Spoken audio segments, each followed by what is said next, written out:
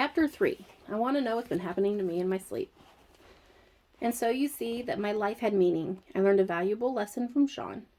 I missed my father and didn't want to regret his having died before we could spend quality time reminiscing about the good old days. Instead, I grew closer to my aging mother, visiting most weekends, continued counseling Sean and others like him, and continued fostering relationships with my grown child and my loving husband. My father appeared repeatedly in my dreams, causing me anxiety and restless nights, despite my efforts to say goodbye to him. In 2013, I encountered a client I will never forget. James Anderson walked into my home and into my life when he walked into my office for his first hypnosis therapy session. He was unique from the start, rather grounded and centered, and yet pliable in mind and body. James was a martial arts instructor who taught something called Spirit Wind Hapkido. He said that Hapkido was an eclectic martial arts which originated in Korea. He explained that the founder of the art had studied a system of Aiki Jiu-Jitsu in Japan with a lineage back to the feudal period and the samurai class. I was intrigued. Spirit wind is an expression of the universal spirit as if carried on the wind. James said that it was like a breath of life as experienced by his practitioners. Spirit wind was like the constant meditation and constant communion with the spirit of everything. I told him that I was more of a pacifist, and he said that the Hapkido system that he teaches is not about fighting. He further explained that the practitioners of Spirit Wind see the aggressor as their partner rather than their opponent. He said there's no fight, only the peaceful resolution to conflict. Harmony was the overarching principle. So it's a dance, I suggested, like a waltz. I smiled my signature benign smile. We were standing awkwardly in the room where I conduct my sessions, toe to toe in this strange standoff. I rather wanted James to be comfortable with me and with my space. Precisely, he said. Rather than be offended at the effeminate interpretation of his art, he joyously agreed. Neat brown hair rooted to his nodding head.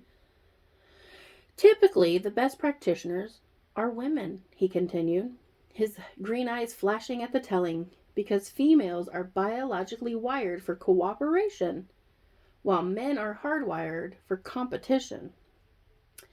And then there's the proclivity of women to utilize their lower center of gravity and to proportionately greater leg strength in the throwing aspect of the art. Throwing? I asked. Yes, sometimes the only way to diffuse a potentially volatile situation is to take the partner off her feet. Now this is far more enlightened than a punch to the nose. He smiled confidently and centered his weight over his size 11 black leather shoes. He was dressed casually, but smartly, making a great impression. His average size and stature were elevated by his confidence and his self-assuredness. When his eyes sparkled and his eyebrows danced, his ethereal, subtle body was a giant. I felt much at ease, and I wondered why someone so positively centered in himself would feel a need for hypnosis. As it turns out, James had missing time scenarios stemming from his years in military service, and he wanted me to fill in the blackouts with information that he thought must be trapped inside his unconscious mind. During his first regression, we got to the bottom of the blackouts and the missing time. You wouldn't believe it if I wrote it all out, every word of the transcript.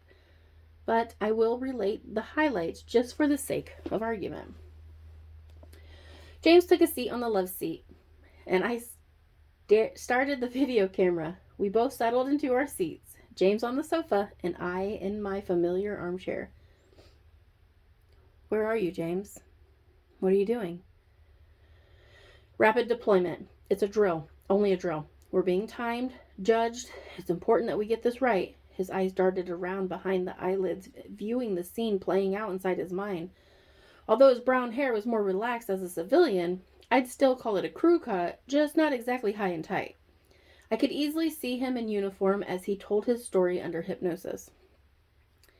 Where are you, James? It's a dry lake bed. We're standing at Area 51, I think. It's all top secret stuff. I don't know why we're doing this here. Are you in the armed forces? Yes, I'm a specialist. I'm a rotorcraft pilot. We're deploying choppers from a transport plane. This bird is girthy, I'll tell you that. We've got 3 Blackhawks in this thing, and there is still room for more. James's hands involuntarily lifted from the arm of the sofa and dropped again under its own weight. What's happening, James? They're barking out orders. Everyone is moving, like ants in an anthill. We each have our own job. I'm supposed to ride the skid as a chopper rolls out. I'm supposed to release the tether at just the right time and then gather the strap. It's like clockwork. And here we go. Bay door is open. Choppers are rolling. James's hands lifted again, shooting horizontally apart like the umpire signaling safe. Shit! Jack's ratchet strap was caught. Somebody wrapped it backwards over itself. I'm sliding under the belly of the Blackhawk. It's rolling. I gotta hurry. I'm through. I just got the strap. Jack and I are pulling, jerking. It's free. It's fucking free. We did it. I gotta get my strap wrapped up. Double time now, James. Get it done. James was animated in his seat as he was telling the story. For a man of 44, he was spry. Now what's happening? I'm on the runway. We all are. It's getting dark. The cargo plane is taking off and the choppers are lifting off. Are you flying one of the choppers? No. Somebody higher rank than me. Someone more experienced. I'm with the rest of my team on the dry lake bed. It's getting cold. It is so cold. It's dark. The planes and the hellos have disappeared. They're gone. They vanished? James' brow furrowed. No, they just flew off to the southwest toward Death Valley. I remember thinking. This change in perspective signaled that James' mind was coming out of the hypnotic state. Focus on your breathing, James. Slow your breathing. Close your eyes and relax. James had his eyes closed in my office, but I was instructing his memory of himself to close his eyes. Just relax and breathe. 3, 2, 1. Now look around. What do you see? We're going inside a hangar. It's not like any other hangar. There's no room for a jet or a helicopter or anything else. It's divided into many rooms. We're being led to a room with televisions and VCRs and as many movies as you could hope to see. There's an Atari too. I remember that the food was delicious and it never stopped coming. I have no recollection of the people bringing it in, but it's always there. The fruit was huge and perfect in every way, and it was delicious.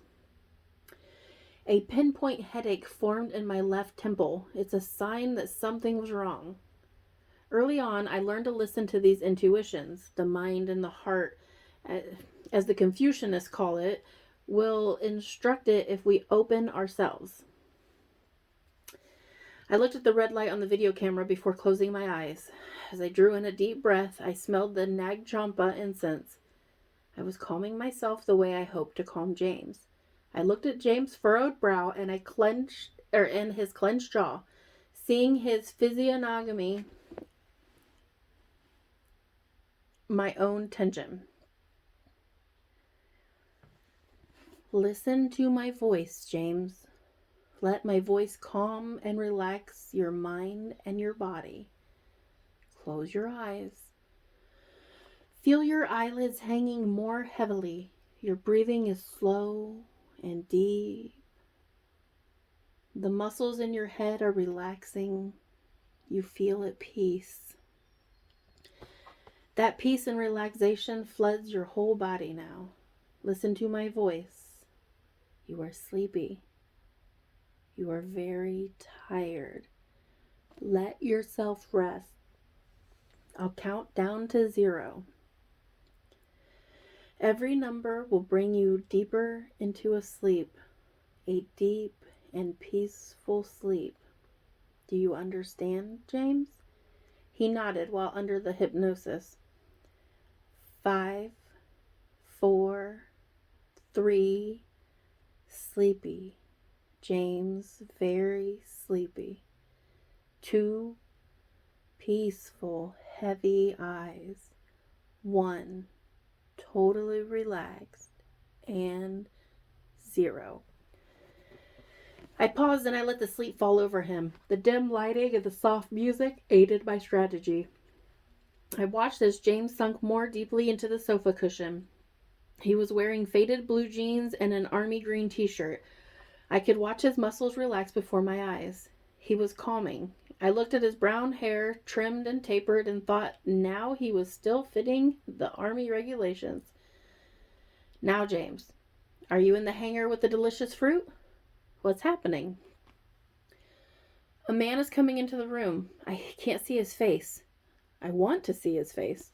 James was shifting in his chair with obvious discomfort. His left hand shot up and fell again. My own pulse began to race when I heard these words.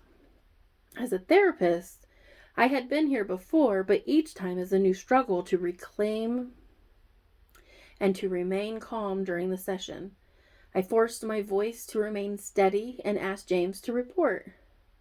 Describe the man, James. What does he look like? He's about 5 feet tall and thin. He's in a strange uniform. Not Army, not Navy. I can't see his face. I want to see his face. What can you do, James, to see his face? Would that help you? If I could move, I'd get a better angle. If you could move? I can't move.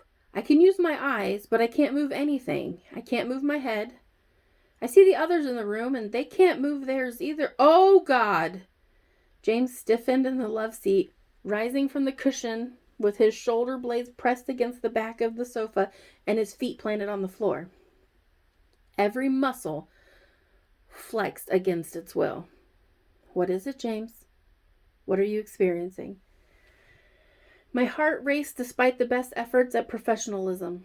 There are more of them. They're pouring into the room. Who is pouring into the room? They are. Describe them to me, James. Oh, they're 4 feet tall, grayish skin. They look like children, only abnormal, maybe mutated. Oh, God, they keep filing in. They move like robots, like they're automatons. What are they doing in the room, James? I was caught up in the moment, moving closer to James. I was on the edge of my seat. My brown polyester slacks drew tightly against my knees. Oh, God, they're picking us up. They pick us up like we're weightless. There goes Jack, like he's being carried off by a child-sized casket bearer. Oh, God, make them stop. We can't even scream. I want to scream. Jack is looking at me, and his head can't move, but his eyes are panicked. He's silently crying to me, crying out for help. I can't help him. It's okay, James. Just tell the story. Report what you are seeing. Stay calm and report. My emerald eyes were wide as I looked at the video camera to see the reassuring red light and know that it was recording. Somehow the camera lens made me feel more secure. They're coming up to me. One of them has a pen in his hand. It looks like a fountain pen? The end of it glows blue, but the pen is silver and shiny. It's the pen that makes me float. The pen is levitating me. Overalls. They're wearing some kind of overalls, all except the one that's wearing the strange uniform. He's looking at me, but I can't see his face. I can't see his hands either. I want to see. James was agonizing over the memory as he sat in my office. He was fitful, but he continued reporting on the proceedings. I found it painful to see his muscles involuntary as they spasmed and twisted in his body on the love seat. My face hurt as it tightened and contorted in response to James's discomfort. I thought for a moment that I shouldn't continue the session. Maybe it was too much for James. The one with the pen, he's approaching me. He's getting really close. Oh, shit. His eyes, they're as big as saucers and black as night. He's not human. That thing is not human. Describe him, James. He's 4 feet tall. He's gray with overalls and a pen. His face is too big.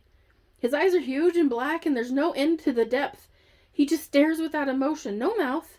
Wait, just a slit. His nose is just slits for nostrils. I can't see ears. Oh, God, get him away from me. Don't touch me. What's happening, James? I worked very diligently at sounding calm and relaxed despite the blood coursing through my ears. Out the door, out of the hangar. Carry to a light. It's a beam of light that's coming down from overhead. It's like a floodlight, but focused. Not a laser, but more like a spotlight. The creatures are letting me go, and I'm floating up the beam.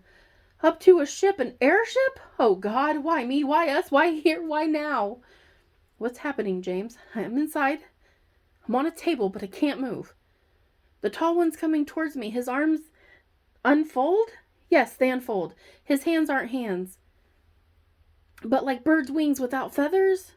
No thumb. He's just kind of green in color. His face, I can see it now. Huge teardrop eyes. Kind of like Asian eyes, but huge like the ones who carried me. Same slits for the nose and for the mouth, but just a little subtle upper lip. Maybe slight ears, just bumps? James swallowed and grimaced as though he had tasted battery acid. He assures me that everything's okay. He says he won't hurt me, and I say bullshit. Can you understand his words? Is he speaking English? I was on the edge of my seat again. He isn't speaking at all. I hear the words in my head. He's in my head, saying that everything is okay, but I don't believe him. What's happening now? What's happening next, James? Just report. The little ones, the minions, they're taking my pants down. I can't stop them. What are you doing? I demand to know what you think you're doing to me.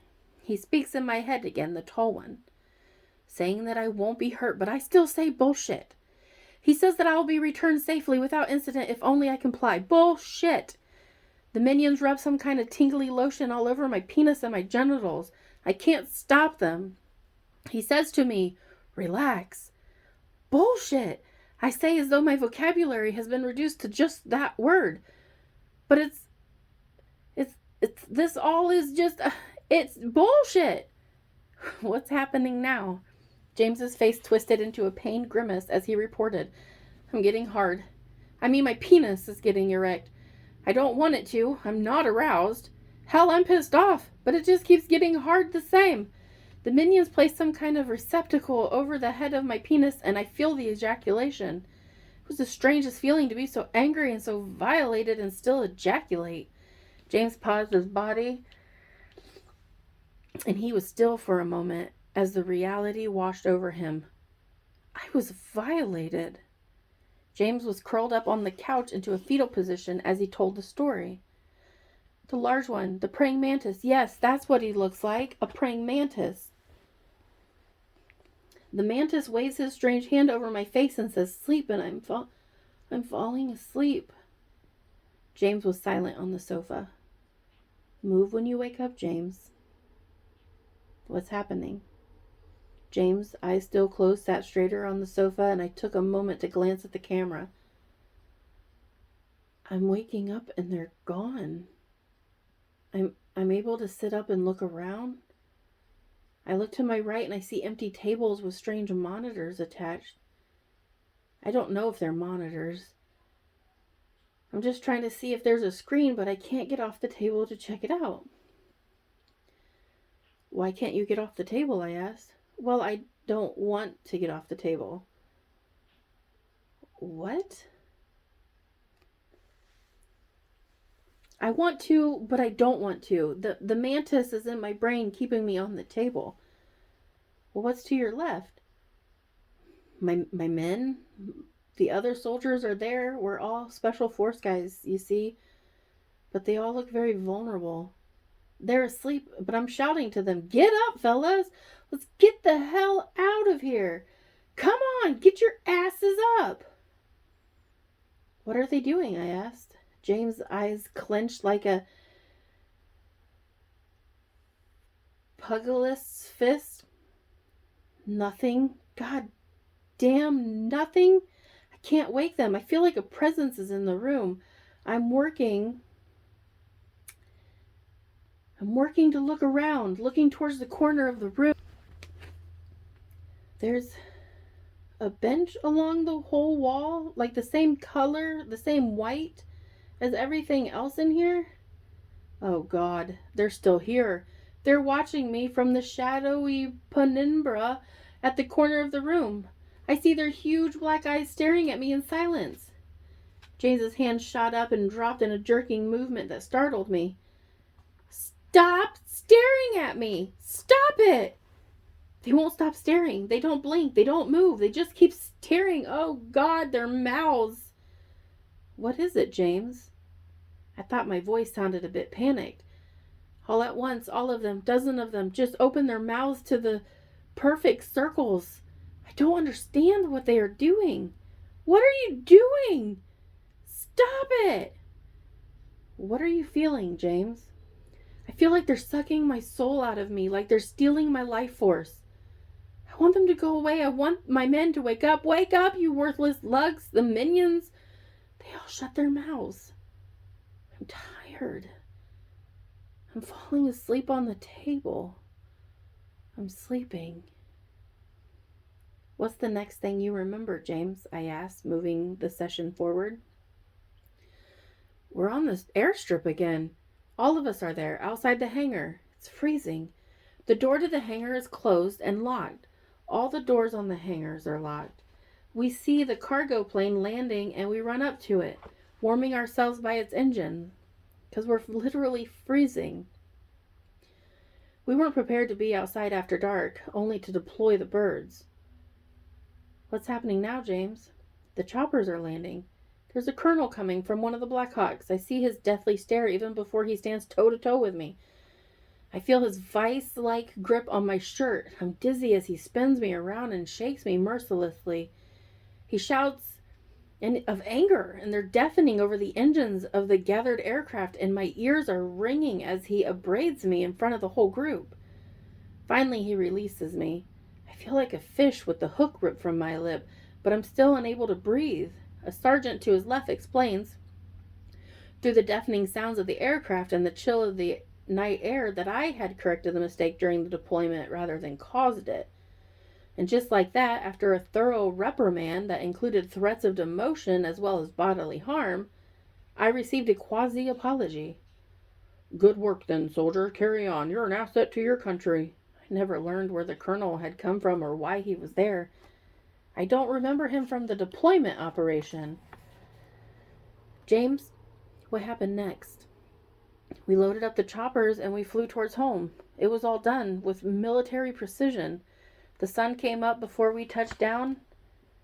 We lost 8 hours.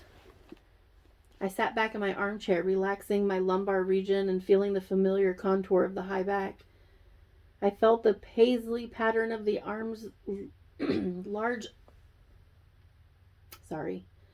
I felt the paisley pattern of the chair's large arms under the pads of my finger, and I was comforted. I'm going to bring you back to the wakefulness now, James. I want you to listen to my voice. Focus on the sounds of my voice. I'll be counting to 3, James. When I reach 3, you will open your eyes and you will be wide awake. Do you understand? James nodded. 1, you're starting to wake up. 2, you have feeling coming back to your arms and your legs. You are about to be fully awake. 3, James, open your eyes. James looked at me with a stillness that demonstrated his composure and also his astonishment. He sat silently until I asked how he was feeling. His gaze was like someone who had seen the afterlife and had no words to describe it. I'm fine, Ruby, he said. Before today, I was able to remember everything up until the fruit. You got me past that. I also had the memory of the colonel berating me as well, and everything after that. Yes, it was obvious that you were working from a cognitive memories at the beginning and at the end. You were somewhat difficult to keep under. This could be accounted for in 2 ways, if not more. Let me guess. He offered a kind smile. Karate guys don't give up control that easily. That's right, I said, and neither do soldiers. So what's the other possible reason, he asked. The abductors. They don't like these memories resurfacing. Often it's a tug of war between the hypnotist and the planted defenses. Wait, you've experienced this before? Oh, yes, I replied. I have. So many other hypnotherapists, too. Oftentimes, neurotic behaviors have roots in this phenomenon. Sometimes it's an obsession with owls, believe it or not. Sometimes it's simply childhood paranoia or superstition, like the inability to sleep without a nightlight or with the closet door open, and sometimes it's a fear of what lies beneath your bed. James was nodding and reflecting on his own experiences throughout life, connecting the dots. He was in a screening room somewhere in his mind, reviewing the highlight reel. I want to continue with you, Ruby. I want to get to the bottom of this. I want to know what's been happening to me in my sleep. And so we did continue exploring his past. Eventually, I took him up on his offer to teach me Spirit Wind Hapkido. But that's a story for another chapter.